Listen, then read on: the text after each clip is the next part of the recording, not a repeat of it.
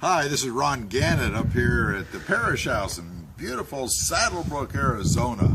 And we at Community Church are talking about how to pass the torch of faith to the generations coming behind us.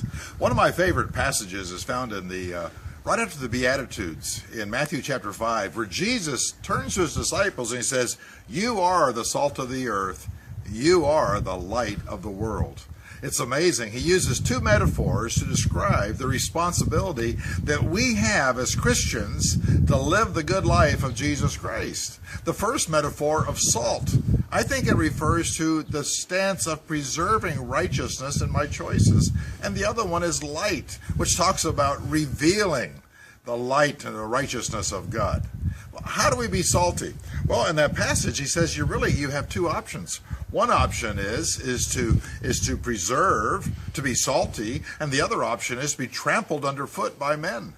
And I believe that we can preserve a stance of righteousness in our society, reveal the God of heaven by the choices we make so that they are salty. You know, they've often said you can lead a horse to water, but you can't make him drink. I heard an old farmer say one time, but if you put salt in his oats, I guarantee you he'll drink. And my friends, if we put salt in our oats, if we put righteousness in who we are, if we preserve righteousness in the way we speak, the choices we make, the way we treat other people, people will see it and it will grab their attention. I remember years ago when I was in high school and I had the opportunity to see a test before we all took it. And I told the guys, I said, I just can't do that. I can't do it. And 10 years later at a reunion, one of the guys came up to me and he remembered that choice that was made. You know, every day you are walking before others and you have a chance to preserve righteousness by the way you live. The second metaphor is light. And he says here, you don't take a light and put it under a bushel basket, but you put it on a lampstand so that it gives light to everyone who is in the house. And you know, you have an opportunity to live such a life that it radiates the love of Jesus Christ, the righteousness of him. That's why the Apostle Paul said in Philippians chapter 2, shine like stars in the universe, holding forth the word of life to others.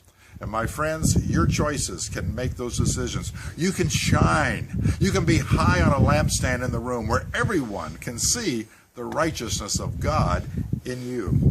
One of my favorite football coaches is Coach Mark Richt from the University of Georgia. And once he was working for Bobby Bowden as an assistant. And he said one day he knew that there was something different about that man. He walked into his office. He says, Coach Bowden, there's something about you that's different, and I want to know exactly what it is. And Coach Bowden turned to him and told him about his love for Jesus Christ, the faith that he had in the Savior who died for him. And that day in that office, Coach Rick became a believer in Jesus Christ because one man put his light on a lampstand where everyone could see it. My friends, it's as if Jesus were here talking to us and saying, you and you alone are the salt of the earth. You and you alone in your sphere of influence, in your family, are the light of the world. Let your righteousness so shine before men that they may see your good works and glorify your Father who is in heaven.